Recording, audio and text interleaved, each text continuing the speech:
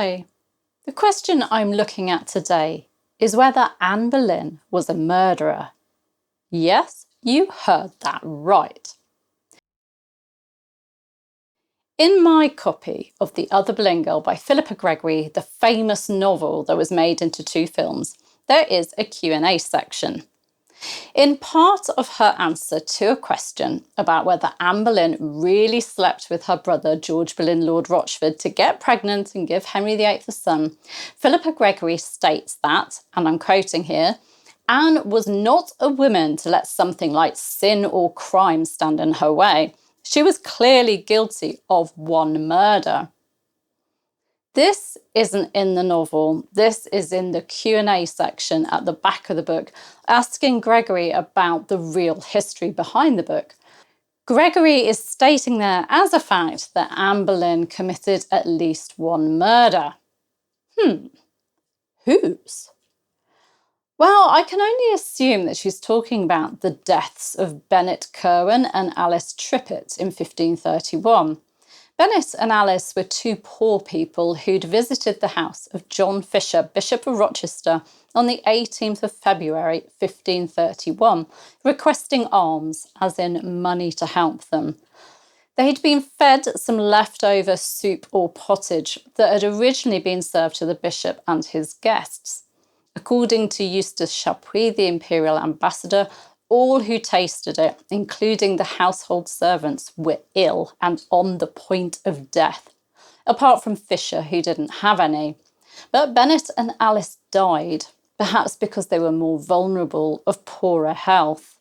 Chapuis goes on to say that the bishop's cook was apprehended straight away, thanks to Bishop Fisher's brother. When questioned, he confessed at once that he'd actually put into the broth some powders, which he'd been given to understand would only make his fellow servants very sick without endangering their lives or doing them any harm. Henry VIII persuaded Parliament to pass a bill, the Act for Poisoning, which attainted the cook, Richard Roos, of high treason, and made it high treason to kill anyone by poison. Roos was boiled to death at Smithfield on the 5th of April 1531.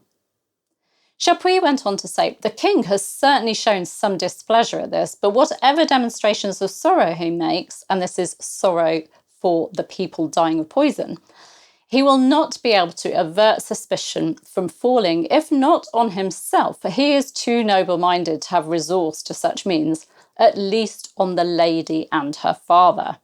The lady and her father being the king's sweetheart, Anne Boleyn, and her father, Thomas Boleyn, Earl of Wiltshire and Ormond. So Chapuis is saying that the king showed displeasure and sorrow at what happened, but that he couldn't stop rumour, suspicion from falling on Anne Boleyn and her father, if not him himself. In the life and death of the renowned John Fisher, Bishop of Rochester, an 18th century work but described as carefully selected from ancient records, Richard Roos isn't the cook at all, but is someone who knew the cook and so was able to access the kitchen. While the cook went into the buttery, he added deadly poison into a gruel being prepared for the bishop's dinner. Bishop Fisher had no appetite, but others did, and, I quote, never recovered their health till their dying day. And it states that Bennett, Curwen and an old widow died suddenly.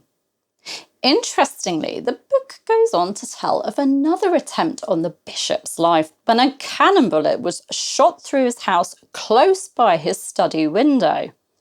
The book alleges that it came from the Earl of Wiltshire's house.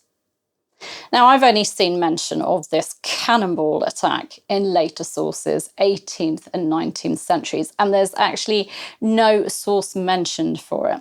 So I don't think we can take it at all seriously, and historian Dr. Lauren Mackay notes that Thomas Boleyn's house was 2.5 miles across the river, so it really would have been impossible with the weaponry of the time to aim accurately at the bishop's study window. With regards to the poisoned pottage or soup, Chapuis states that he was not able to ascertain who it was who gave the cook such advice nor for what purpose. But rumours were bound to be rife that the king and all the Boleyns had tried to get rid of Bishop Fisher. He was a thorn in their side. He was Catherine of Aragon's chief supporter in fighting the annulment of her marriage, defending her and her case at the Blackfriars Legating Court in 1529. Not only that, he was also opposing the king on religion. He was a complete pain to them, but there was absolutely no evidence that the Boleyns or the king had stooped so low as to try and kill him. If Philippa Gregory is laying those deaths and the attempt on Fisher's life at Anne's feet, then I'd really have to disagree with her. But perhaps she means someone else. It could be said that Anne and her family played their part in the fall of Cardinal Thomas Wolsey, like Wolsey's other enemies at court. But it was only when it became clear that the cardinal wasn't working for the king's cause that Henry VIII acted against him. And although he may well have ended up being executed, Wolsey died of dysentery while travelling to London to answer the charges against him. No, not a murder there. Is Philippa Gregory blaming Anne Boleyn for the executions of Bishop Fisher and Sir Thomas More? I don't know. They were executed because they refused to acknowledge the king as supreme head of the church. And I guess you could say that Henry broke with Rome because the Pope refused to issue the annulment and Henry was determined to marry Anne. But that's very convoluted, isn't it? And it can't be seen as Anne murdering them. I don't believe that for a minute. Oh, and I also have to disagree with Gregory's words. Anne was not a woman to let something like sin or crime stand in her way. I think as a pious woman with a very real faith, Anne was definitely a woman to worry about committing a sin or crime. She wasn't perfect, she wasn't an angel, but to contemplate murder? I don't think so.